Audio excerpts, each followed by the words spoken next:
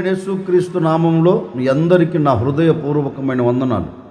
ఈ దినమంతా నా ప్రభు మీకు తోడై ఉండి మిమ్మల్ని ఆశీర్వదించి దీవించునుగాక. ఒకరోజు దేవదూతలు లోతు నివసిస్తున్న ప్రాంతంలోనికి వెళ్ళి లోతుతో ఒక శ్రేష్టమైన మాట చెప్తున్నారు. లోతుకు అది క్షేమమును కలగచేసే మాట చెప్తున్నారు. లోతు, నీవు నివసిస్తున్న ఈ పట్టణం, ఈ ప్రాంతం అగ్ని గంధకాల చేత దీన్ని కాల్చివేయబోతూ ఉన్నారు. నీవు చూస్తున్న ఈ పట్టణం, నీవు నివసిస్తున్న ఈ పట్టణాన్ని మొత్తం అగ్ని దహించి పడవేస్తుంది. గనుక ఈ పట్టణములో నుండి నీవు, నీ భార్య, నీ పిల్లలు ఈ పట్టణాన్ని విడిచి బయలుదేరి వెళ్ళండి అని దేవదూతలు లోతు యొద్దకు వచ్చి చిన్నపిల్లవాడికి చెప్పినట్లుగా చెప్తున్నారండి. లోతు పలు సందర్భాలలో లోతు పలు విధాలుగా దేవదూతలతో చెప్పుండవచ్చు. దేవదూతలు ఖచ్చితంగా చెప్తున్నారు, నా మాట విను, దేవుడు పంపారు, దేవుడు మాట ఇచ్చాడు, దాన్ని నెరవేర్చకుండా మానడు. ఈ ప్రాంతాన్ని విడిచి మరొక ప్రాంతానికి నువ్వు బయలుదేరు, దేవుడు ఏ చోటుకి వెళ్ళమని చెప్తున్నారో ఆ చోటుకి నీ ప్రయాణమును కొనసాగించు అని లోతు యొద్ద నిలిచి ఈ దేవదూతలు చెబుతూ ఉంటే, లోతు బయలుదేరవలసిన లోతు ఆ పట్టణాన్ని విడిచి దేవుడు చెప్పే పట్టణములోనికి వెళ్ళవలసిన లోతు వెళ్ళకుండా తడువు చేశాడంటండి. అంటే ఆలస్యం చేశాడంట. దేవుడు చెప్పాడు, నువ్వు ఉన్న పాటున బయలుదేరు, నీకు కలిగిన వారిని తీసుకొని బయలుదేరు, కనుక ఈ శాపంలో నీవు నిలిచిపోవుట దేవుని చిత్తము కాదు, ఈ అగ్ని గంధకాల చేత నువ్వు కాల్చి వేయబడుట దేవుని సంకల్పం కాదు, నీవు బయలుదేరి వెళ్ళు అని దేవదూతలు చెప్తున్నప్పటికీ లోతు వినకుండా అంటండి తడువు చేసెను. ఆదికాండము 19వ అధ్యాయం 14, 15, 16 వాక్యాలు నేను చదువుతూ ఉన్నాను. మీ పరిశుద్ధ గ్రంథమైన బైబిల్ తెరిచి చూడండి. లోతు బయటికి వెళ్ళి తన కుమార్తెలను పెళ్లాడనయున్న తన అల్లులతో మాట్లాడి, లెండి, ఈ చోటును విడిచిపెట్టి రండి, యెహోవా ఈ పట్టణమును నాశనం చేయబోచున్నాడని చెప్పెను. అయితే అతడు తన అల్లుల దృష్టికి ఎగతాళి చేయు వాని వలె నుండెను. తెల్లవారినప్పుడు దేవదూతలు లోతును త్వరపెట్టి, లెమ్ము, ఈ ఊరి దోష శిక్షలో నశించిపోకుండా నీ భార్యను ఇక్కడ నున్న నీ 2 కుమార్తెలను తీసుకొని రమ్మని చెప్పిరి. అప్పుడు అతడు తడువు చేసెను. దేవుని వాక్యం చెప్తుంది, దేవదూతలు వచ్చి లోతుతో చెప్తున్నారు, ఈ ఊరు నాశనం కాబోతుంది, ఈ ఊరి దోష శిక్షలో నీవు నీ పిల్లలు పడకుండా ఇక్కడి నుంచి త్వరగా బయలుదేరి వెళ్ళు అని చెబితే లోతు తడువు చేశాడంటండి. లోతు తడువు చేసినందువలన తీరని నష్టాన్ని చూడగలిగారు. అందుకే లేఖనంలో కూడా రాయబడిన మాట అంటే తెలుసండి, ఇస్సాకు ఏశావును పిలిచి, నేను ఆహారము తినాలనుకుంటున్నాను, నాకంత మాంసం కావాలి అని చెప్పారు. సరే, ఆ మాంసం తీసుకొని వస్తే నేను నిన్ను ఆశీర్వదిస్తాను, కడుపు నిండా తిని మనసారా నేను దీవిస్తాను అని చెప్పారు. అంతలో పెద్ద కుమారుడు బయలుదేరి వేటకు వెళ్ళాడు. రావటం ఆలస్యమైందండి. వెళ్ళినవాడు రావటం ఆలస్యమైపోయింది. అంతలో యాకోబు వచ్చి మాంసాన్ని వండి పెట్టాడు. తండ్రి యాకోబు నెత్తి మీద చేతులు పెట్టి అతనిని ఆశీర్వదించేశాడండి. అతని మనసారా దీవించాడు. ఆ ఆశీర్వాదాన్ని చేతబట్టుకొని యాకోబు వచ్చారు. ఇప్పుడు ఏశావు వచ్చి తండ్రితో అంటున్నారు, నానా, నీ కొరకు నేను వేటాడి శ్రేష్టమైన మాంసాన్ని తీసుకొని వచ్చాను, చక్కగా వండాను, ఈ ఆహారమును తిని నన్ను ఆశీర్వదించు అంటే తండ్రి అంటున్నారు, బాబు, ఏ ఒక్క ఆశీర్వాదం కూడా నా యొద్ద లేదు. ఎందుకంటే ఆశీర్వదించాను నీ తమ్ముణ్ణి, నీ తమ్ముడు నాకు ఆహారం పెట్టాడు, ఇదే నిజం అనుకుని ఆశీర్వదించేశాను బాబు, ఇప్పుడు ఏ ఒక్క ఆశీర్వాదం కూడా నా దగ్గర లేదు అని తండ్రి ఏశావుతో చెబితే ఏశావు రొమ్ము బాదుకుంటున్నాడండి. అయ్యో, నా ఆలస్యము వలనే కదా ఆశీర్వాదం నాకు దూరం అయిపోయింది, నేను ఆలస్యంగా వచ్చినందువలనే కదా నా తండ్రి దీవెన నా మీద లేకుండా పోయింది అని కన్నీరు కారుస్తూ వచ్చాడంటండి. నిజమే, ఏశావు తడువు చేసినందువలన, ఏశావు ఆలస్యం చేసినందువలన ఒక్క దీవెన కూడా అతను పొందలేకపోయాడండి. అతని జీవితాన్ని మనం గమనిస్తే తీరని నష్టం వాటిల్లింది, తీరని కష్టంలో నిలిచిపోయాడు, తీరని వేదనను అనుభవిస్తూ కన్నీరు కారుస్తూ వచ్చాడు. కారణం ఏంటంటే తడువు చేశారు. నిజమే, ఈ రోజున మనం దేవుని యొద్ద నుంచి వచ్చే ప్రతి దీవెన మనం పోగొట్టుకునే దానికి ప్రబలమైన కారణం ఏంటో తెలుసండి? తడువు చేయటం వలన. తడువు చేయటం వలన మనకు తీరని నష్టం వాటిల్లుతూ ఉంది. దేవుని మందిరానికి రావాలన్నా మనం తడువు చేస్తామండి, అంటే ఆలస్యం చేస్తాం. ఇంకా సమయం కాలేదులే, ఇంకా సమయం ఉందిలే అని మనము దేవుని మందిరానికి వచ్చేటప్పుడు ఎంత తడువు చేస్తామంటే అంత తడువు చేస్తామండి. అదే లోక సంబంధమైన కార్యాలు మనం చేయాలి అంటే త్వరపడి చేస్తాం, త్వరగా దాన్ని సంపూర్తి చేసుకుంటాం,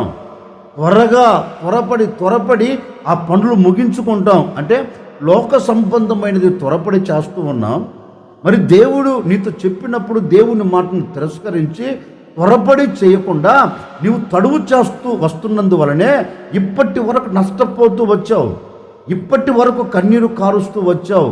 గనుక నీవు తడువు చేయకుండా నీవు త్వరపడి నీవు దేవుని యొద్దకు రాగలిగితే, నీవు త్వరపడి నీవు దేవుడి సన్నిధిలో ఉండగలిగితే దేవుడు సమృద్ధి చేత నిన్ను నింపుతాడండి, శ్రేష్టమైన ఈవుల చేత నిన్ను నింపుతాడండి. అందుకే లేఖనములో ఒక శ్రేష్టమైన మాట రాయబడింది. మనము తడువు చేయకుండా త్వరపడి మనం సిద్ధపడితే ఏ మేలు కలుగుతుంది? పరిశుద్ధ గ్రంథంలో ఒక మాట నేను మీకు జ్ఞాపకం చేస్తాను. ఒకరోజు ఆరు బయట గుమ్మం దగ్గర కూర్చొని ఆలోచనలో పడ్డాడు. ఏంటా ఈ జీవితం అన్నట్లుగా, ఇన్ని కలిగి ఉన్నాయి, ఇంత కలిగి ఉంది, ఒక్క వారసుడు కూడా లేకుండా పోయాడు అన్నట్లుగా ఆ వ్యక్తి అలా కూర్చొని ఆలోచనలో పడ్డాడు. బాగా ఆలోచిస్తున్నాడండి. తిన్నగా ఆ మార్గము గుండా దేవదూతలు వస్తున్నారు. దేవదూతలు వస్తూ ఉంటే అబ్రహాము గారు చూచి గుర్తుపట్టాడండి. అయ్యో, ఈ మార్గము కూడా దేవదూతలు వెళ్తున్నారేంటి? ఈ మార్గం కూడా నన్ను దాటుకున్న దేవదూతలు వెళ్తున్నారేంటి? గనుక నన్ను దాటి వెళ్ళక మునిపే నేను వారిని కలుసుకోవాలి అని పరిగెత్తుకుంటూ వెళ్ళి సాష్టాంగ నమస్కారం చేసి వారితో ఒకే మాట అంటున్నాడు. అయ్యా, మీ దాసుని మీద మీ కటాక్షం ఉన్న ఎడల మీ దాసుడు చెప్పినట్లుగా ఒక్కసారి మీరు చేయండి అయ్యా. నీ దాసుని మీద నీ కటాక్షం ఉంటే మీరు దాటిపోవద్దు, నేను కోరుకున్న ఈ మనవిని నాకు దయచేయండి అని అబ్రహాం గారు సాష్టాంగపడి వారితో చెప్పారు. వారు కూడా అన్నారు, నీకేం కావాలో కోరుకో అన్నారు. అబ్రహాం గారు లేచి ఒకటి అంటున్నారు, ఏం లేదండి, ఈ మార్గము కూడా మీరు వెళ్తున్నారు కనుక నా ఇంటి దగ్గరికి వచ్చి, నా గుడారం దగ్గరికి వచ్చి నేను పెట్టే ఆహారాన్ని, నేను ఇచ్చే ఆ బహుమతులు మీరు తీసుకుంటే నాకు అంతకు మించిన ఆనందం లేదయ్యా అన్నారు. సరే, నీవు కోరుకున్నట్లే, నీవు ఆశించినట్లే నీ ఇంటికి వస్తాం అని చెప్పారు. అబ్రహాము వెంబడి గుడారంలోనికి వెళ్ళారు. లేఖనంలో రాయబడిన మాట ఏంటంటే, అబ్రహాము త్వరపడి పరిగెత్తుకుంటూ శారమ్మ దగ్గరికి వెళ్ళి శారమ్మతో ఒక మాట అంటున్నాడు. చూడమ్మా, మన ఇంటికి దేవదూతలు వచ్చారు, మన ఇంట్లో దేవదూతలు ఉన్నారు గనుక ఇప్పుడు నువ్వు చేయవలసినది ఏంటంటే ఆ దేవదూతలకు అంత ఆహారం పెట్టాలి.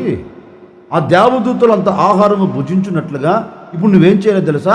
త్వరపడి పడువు చేయవద్దు, ఆలస్యం చేయవద్దు.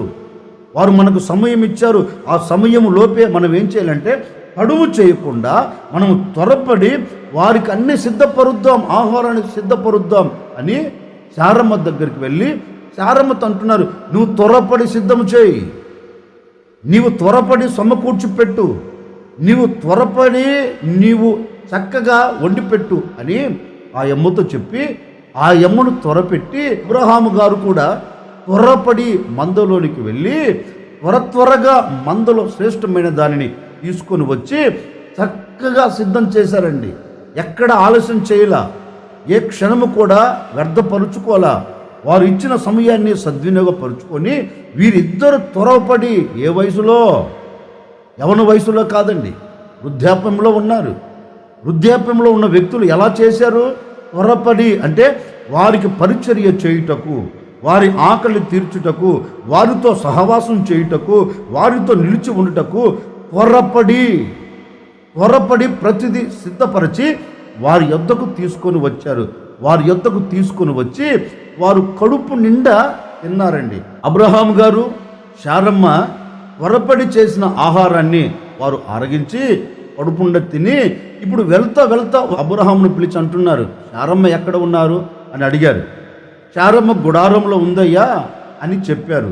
అప్పుడు వీరంటారు, మీదటికి ఈ కాలమున నేను మరలా నీ యొద్దకు వస్తాను, నీ చేతులలో చక్కని మగబిడ్డ నీ చేతుల్లో ఉంటుంది అని వీరు అబ్రహామును ఆశీర్వదించారండి. మీదటికి ఈ కాలమున మరలా వస్తాను, వచ్చేలోపు నీ అవసరం తీర్చబడుతుంది, నీవు కోరుకున్న కోరిక తీర్చబడుతుంది, నీవు ఆశించినది అక్షరాలుగా నెరవేర్చబడుతుంది అని, మీదటికి మేము వచ్చేలోపు ఈ అద్భుతాన్ని నువ్వు చూడబోతున్నావని దేవదూతలు అతనితో చెప్పినట్లుగా పరిశుద్ధ గ్రంథంలో చక్కగా రాయబడిందండి. నిజమే, వారు చెప్పినట్లుగానే దేవుడు వారి పట్ల అద్భుతమైన కార్యం జరిగించారు. ఎందుకని? అబ్రహాము మనసులో తలంచిన కోరిక, అబ్రహాము మనసులో నిలిచిపోయిన కోరికను వీరు వచ్చి ఎందుకు నెరవేర్చారు అంటే లేఖనం అంటుంది త్వరపడి కార్యమును జరిగించాడు గనక, త్వరపడి వారికి సమకూర్చి పెట్టాడు గనక లేఖనం అంటుంది త్వరపడి దేవుని సన్నిధికి వచ్చిన ఏ ఒక్కరిని ఆయన విడిచిపెట్టడంటండి. తండ్రి, కుమారుడు, పరిశుద్ధాత్మ దేవుని ఆ గుడారంలోకి తీసుకొని వెళ్ళి ఆలస్యము చేయకుండా త్వరపడి సమస్తమును సిద్ధపరిచాడండి. ఆలస్యం చేయలేదు, ప్రతిదీ త్వరపడి చేస్తూ వచ్చినందువలన అతని హృదయంలో ఉన్న ఆశను వీరు గుర్తించి ఒకటి అంటున్నాడు, నీవు త్వరపడి చెప్పినట్లుగా చేస్తూ వచ్చావు గనక, అనుకున్నది అనుకున్నట్లుగా చేస్తూ వచ్చావు గనక, ఎక్కడ నీవు ఆలస్యం చేయలేదు గనక నిశ్చయముగా నేనేం చేయబోతూ ఉన్నానంటే నీ హృదయంలో ఉన్న కోరికను తీర్చబోతూ ఉన్నాను అని అతనిని ఆశీర్వదించి వెళ్ళినట్టుగా లేఖనం చెప్తుందండి. అబ్రహాము ఆశ ఎందుకు తీర్చబడింది అంటే త్వరపడి చేస్తూ వచ్చాడు. అబ్రహాము కోరిక ఎందుకు తీర్చబడింది అంటే ఏ విషయంలో ఆలస్యం చేయకుండా, ఏ విషయంలో వెనకంజ వేయకుండా త్వరపడి చేస్తూ వచ్చాడు. త్వరపడి చేస్తూ వచ్చినందువలన దీవెనను చూడగలిగాడండి. మరి ఈ రోజున మన కుటుంబం ఆ దీవెనను ఎందుకు చూడలేకపోతున్నామంటే మనం త్వరపడి ఏ కార్యం చేయలేకపోతున్నామండి. త్వరపడి ఏ కార్యమును మనం చేయలేక వెనకంజ వేస్తున్నాం. చేద్దాములే, ఈరోజు ప్రార్థన చేయకపోతే ఏమైందిలే, రేపు చేద్దాం అని తడువు చేస్తున్నాం. ఈరోజు బైబిల్ చదవకపోతే ఏమైందిలే, రేపు చదువుదాం అని తడువు చేస్తున్నాం. ఈ ఆదివారం మనం చర్చికి వెళ్ళకపోతే ఏమైందిలే అని తడువు చేస్తున్నాం. వచ్చే ఆదివారం వెళ్తాం కదా, ఈ వారం ఎందుకులే అని తడువు చేస్తున్నాం. తడువు చేస్తున్నందువలనే నీ జీవితంలో ఏ దీవెనను చూడలేకపోతున్నావు. తడువు చేస్తున్నందువలనే వస్తున్న ప్రతి దీవెనను పోగొట్టుకుంటున్నాం. ఏదో ఒక సాకు చెప్తావండి, ఏంటండి ఈ ఆదివారం చర్చికి రాలేదు అని అడిగామనుకో, ఏదో ఒక సాకు చెబుతావు, ఏదో ఒక కారణము చెబుతావు, ఏదో ఒక ఆటంకం చెబుతావు. ఏదో జరుగుతుందయ్యా అందుకే రాలేకపోతూ ఉన్నాం, ఏదో ఒక సాకు చెబుతావండి. ఏదో ఒక సాకు చెప్పి వెనకంజ వేస్తున్నావు. అందుకే కదా ప్రతి విషయంలో నువ్వు నష్టపోయేది, అందుకే కదా ప్రతి విషయంలో నువ్వు కన్నీరు కార్చేది. దేవుని సన్నిధికి వచ్చేదానికి నువ్వు తడువు చేస్తున్నావు, దేవునితో సహవాసం చేసేదానికి నువ్వు తడువు చేస్తున్నావు, దేవుని సన్నిధిలో చేరి దేవుని మాటను వినేదానికి నువ్వు తడువు చేస్తున్నందువలనే కదా నీ కుటుంబం అంతా కష్టాల మధ్యలో నిలబడిపోయి ఏ కార్యము జరగక నోటి నిండా నవ్వు లేక కుటుంబపు నిండా కన్నీరు ఎందుకు వినబడుతుంది, ఎందుకు కనబడుతుంది అంటే ఒకటే, నువ్వు తడువు చేస్తున్నందువలన ఈ ఆటంకాలన్నీ నువ్వు చూడగలుగుతున్నావు. ఓ సేవకుడిగా మనసారా నేను కోరుకుంటున్నానండి, ఎక్కడే కానీ నువ్వు తడువు చేయకుండా నువ్వు నిలబడగలిగితే ఆ రోజు వారు అబ్రహాము ఎదుట నిలబడి వారికి నోటి నిండా నవ్వును కలగచేసినట్లుగా, వారి గుడారంలో నవ్వును నిలబెట్టినట్లుగా నీవు కూడా తడువు చేయకుండా దేవుడి సన్నిధిలో అడుగు పెట్టగలిగితే నీ కుటుంబం నిశ్చయముగా నవ్వు కలిగిన దినాల్లో నిలిచి ఉండబోతూ ఉంది. ఇప్పటి వరకు నీ కుటుంబంలో ఆనందం కరువైపోయిన నీ కుటుంబంలో ఆనందాన్ని చూడబోతూ ఉంది. ఆశీర్వాదం దూరమైపోయిన నీ కుటుంబానికి నా దేవుడు ఆశీర్వాదం కలగ చేయబోతూ ఉన్నాడు. నెమ్మది ప్రశాంతత లేక కలవరాల మధ్యలో నిలిచిపోయిన నీ కుటుంబానికి కలవరాలు తీసివేయబోతూ ఉన్నారు. కన్నీరును తుడిచివేయబోతూ ఉన్నారు. నీ కుటుంబం పట్ల దేవుడు మేలు చేయబోతూ ఉన్నాడు. కనుక నీవు తడువు చేయకుండా నీవు త్వరపడి నీవు దేవుని సన్నిధిలో అడుగు పెట్టగలిగితే నిశ్చయముగా నీ ఆశలన్నీ నా ప్రభు తీర్చి నీకు ఆనందాన్ని దయచేయబోతూ ఉన్నాడు. కనుక ఎక్కడ నువ్వు తడువు చేయకుండా నువ్వు అడుగు ముందుకు వేయగలిగితే అద్భుతం నువ్వు చూడబోతూ ఉన్నావు. అందుకని ఈ ఉదయకాల సమయంలో నువ్వు తీసుకోవలసిన ఒక నిర్ణయం ఏంటో తెలుసా? అయ్యా, నేను అన్ని విషయాలు తడువు చేస్తూ వచ్చాను. నీ మాట నాతో చెప్పినప్పుడు తడువు చేశాను. నేను నీ సన్నిధికి వచ్చే విషయంలో తడువు చేశాను. ప్రార్థించే విషయంలో తడువు చేశాను. వాక్యం చదివే విషయంలో తడువు చేస్తూ వచ్చానయ్యా. అందుకే నేను క్షీణించిపోతూ ఉన్నాను. అందుకే నా జీవితంలో నవ్వును చూడలేకపోతూ వచ్చాను. ఇక మీదట నేను తడువు చేయకుండా నీతో సహవాసం చేస్తాను, నీతో నివసిస్తాను, నీ అడుగు జాడలను నడిపించబడతాను, నీ మాటకు విధేయతను చూపెడతాను.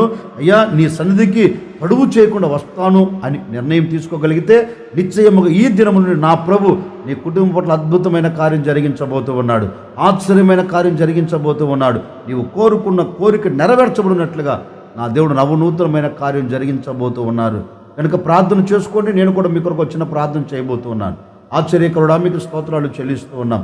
ఎంతైనా సర్వశక్తి కలిగిన దేవుడవు తండ్రి, మేము తడువు చేయకుండా మేము త్వరపడి చేస్తే నీ యొద్ద నుండి వస్తున్న ప్రతి దీవెన మేము పొందుకుంటామని మీ లేఖనాలు సెలవిచ్చినట్లుగా ఎందరైతే తడువు చేసి నష్టపోయారో, ఎందరైతే తడువు చేసి కష్టాన్ని చూచారో నాయన, ఈ దినము తడువు చేయకుండా త్వరపడి నాయన ప్రతి కార్యం చేయాలని తలంచిన ప్రతి కుటుంబాన్ని మీరు ఆశీర్వదించండి, దీవించండి. ఇది మొదలుకొని వారి కుటుంబంలో సర్వ సమృద్ధిని, సంతోషాన్ని మీరు కలగచేయమని, ఈ దినమంతా బిడ్డలకు మీరు తోడే క్షేమమును కలగచేయమని యేసు నామములు అడిగి వేడుకొనుచున్నాము తండ్రి, ఆమెన్. ఈ దినమంతా నా ప్రభు మీకు తోడే ఉండి నిశ్చయంగా మీ ఆశ, మీ కోరికలన్నీ నా ప్రభు నెరవేర్చునుగాక. ఆమెన్.